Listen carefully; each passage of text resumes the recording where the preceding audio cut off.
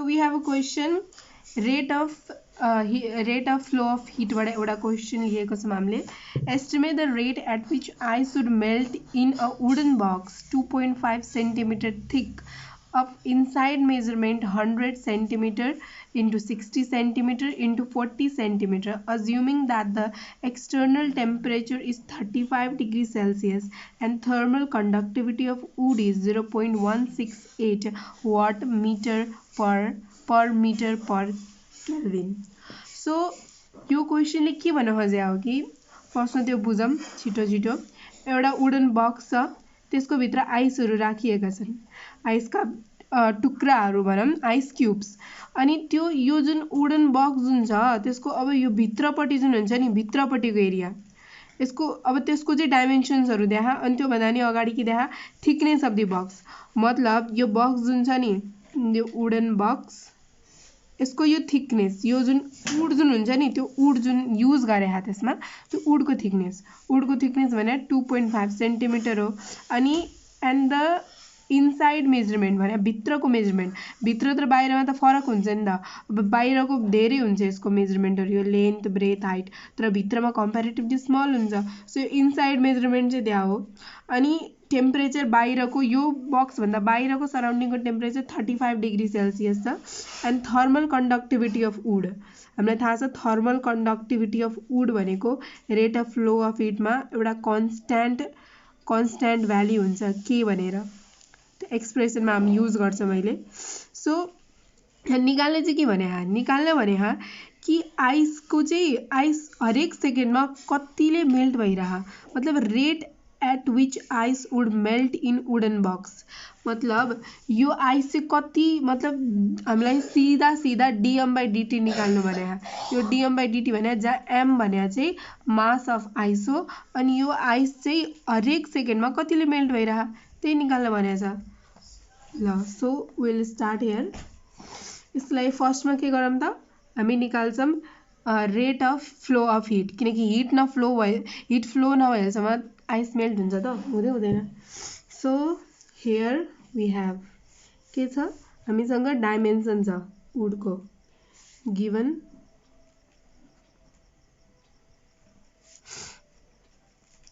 Inside measurement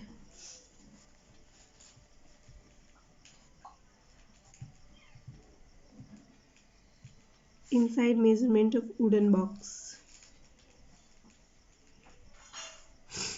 is 100 centimeter into 60 centimeter into 40 centimeter. Clear छ है. And अब के निकाल्ने त, अब हामीलाई एरिया चाहियो. किन एरियाको फर्मुला हामीले पढाछौं आधाला अलिअलि, 2 times LB plus BH plus LH. भित्रको एरिया निकाले है. ओके, त्यो सर्फेस एरिया, त्यो भित्रको यो जुन बाहिरबाट यो देख्नु भइरहेछ प्लेट, सो भित्र पनि त हुन्छ नि त्यसकै. सो L हाम्रो के लिन सक्छौं हामी, 100 into 60 plus 60 into 40 plus 100 into 40. So सबैलाई मल्टिप्लाई गरेपछि कति आउँछ त, सबैलाई मल्टिप्लाई गरौँ है. 100 into 60 plus 60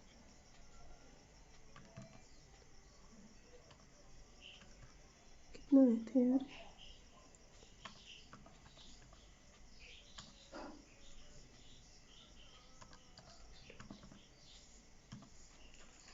24800.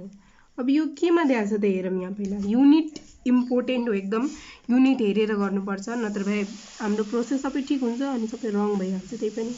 सो यहाँ सीएममा छ अनि यहाँ थर्मल कन्डक्टिभिटी मिटरमा छ. सो यसलाई के गर्ने, मिटरमा कन्भर्ट गरिदिने. सो मिटरमा कन्भर्ट गर्दा कति हुन्छ, मिटरमा कन्भर्ट गर्दाखेरि हाम्रो 1 2 3 4, सो 2.48 मीटर स्क्वायर यो इनर एरिया भयो. अब थिकनेस अफ वुड हामीलाई देखा, thickness of wooden box.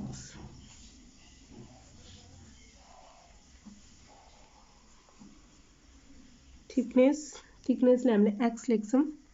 x is 2.5 cm है. अब 2.5 cm लाई पनि मिटरमा लग्दिने. सो 2.5 इन्टु कति हुन्छ 10 to the power 2 मिटर -2 सरी -2 मिटर. अब हाम्रो external temperature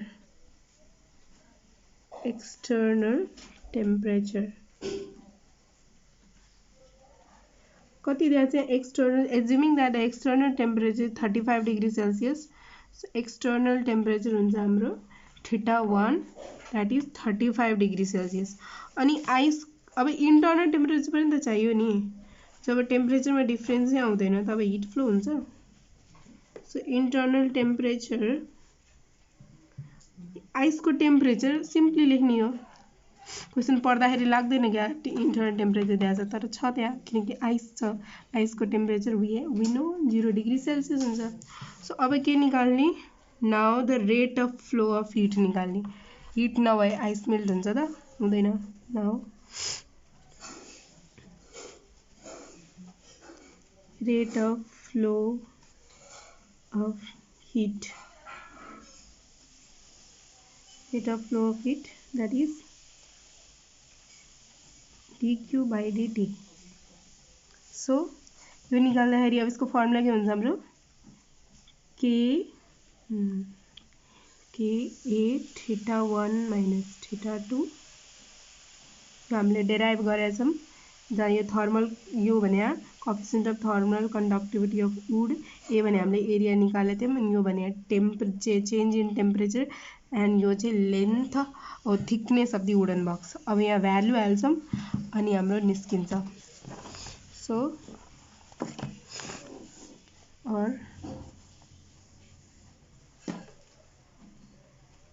dq by dt के को भ्यालु हाम्रो कति छ के को value 0.168.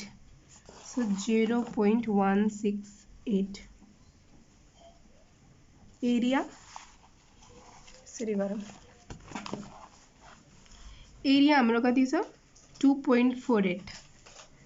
So 2.48 change in temperature 35 minus 0 divided by thickness हाम्रो 2.5 into 10 to the power -2 छ. अब यो सबैले क्याल्कुलेट गरेपछि कति आउँछ होला हेरौँ है. 0.1629 and this is divided by 10 to the power -2. 10 to the power -2 छ. अब यसलाई सल्भ गर्यो भने कति आउँछ 583.29 आउँछ. अनि यो भने हाम्रो के हो त rate of flow of hit. अब यो आयो हाम्रो rate of flow of hit. Rate of flow of hit आइसकेपछि यो यसको के हुन्छ भ्याल्यु वाट. अब यहाँ के भने estimate the rate at which ice should melt in the wooden box. So ice जब मेल्ट हुनुको मतलब के हो आइस के भइरह त त्यहाँ बक्समा भएको आइस वाटरमा कन्भर्ट भइरह.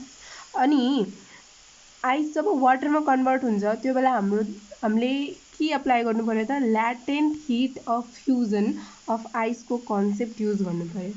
किनकि पहिला त आइस जब 0 डिग्री सेल्सियसमा हुन्छ तब त्यो 0 डिग्री सेल्सियस अफ आइसबाट 0 डिग्री सेल्सियस अफ वाटरमा मेल्ट हुन्छ नि त.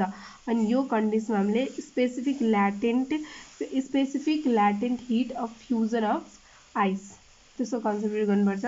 सो अब यहाँ के गर्छौँ हामी again let L be the specific latent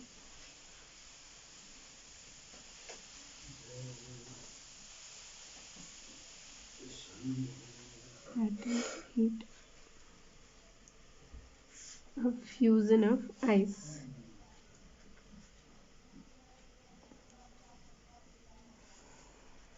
so हामीलाई निकाल्नु के भनेको छ, हामीलाई निकाल्नु के भनेको कि at what rate ice is melting, at what rate ice is melting. So अब त्यसको लागि के गर्ने त, dm by dt at what rate ice is melting भनेपछि कति आइस, कति मास अफ आइस, मतलब कति एमाउन्ट अफ आइस, मास भन्न खोजे हो।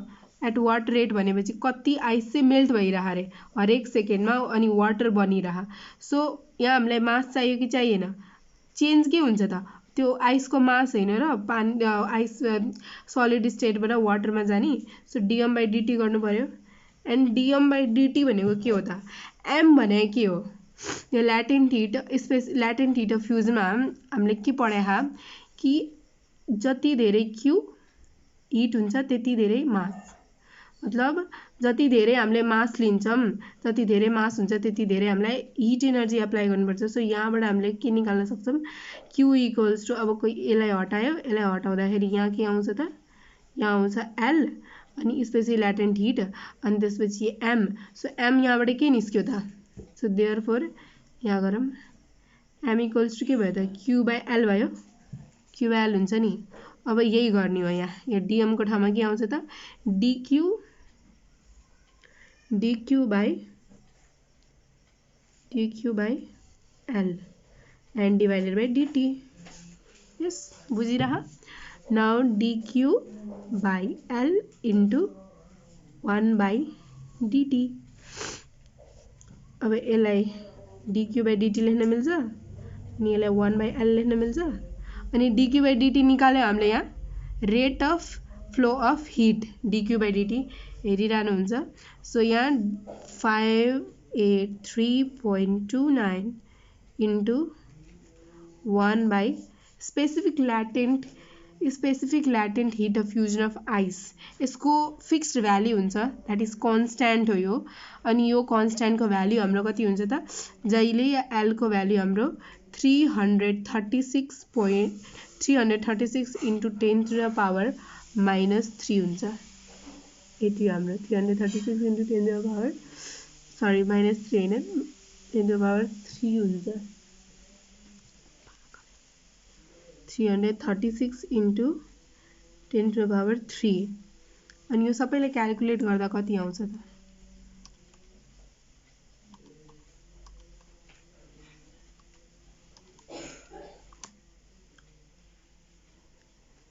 हाम्रो कति आयो त, 1.73 into 10⁻³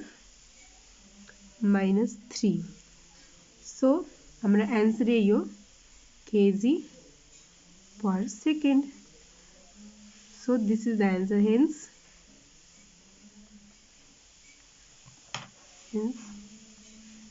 rate of melting of ice is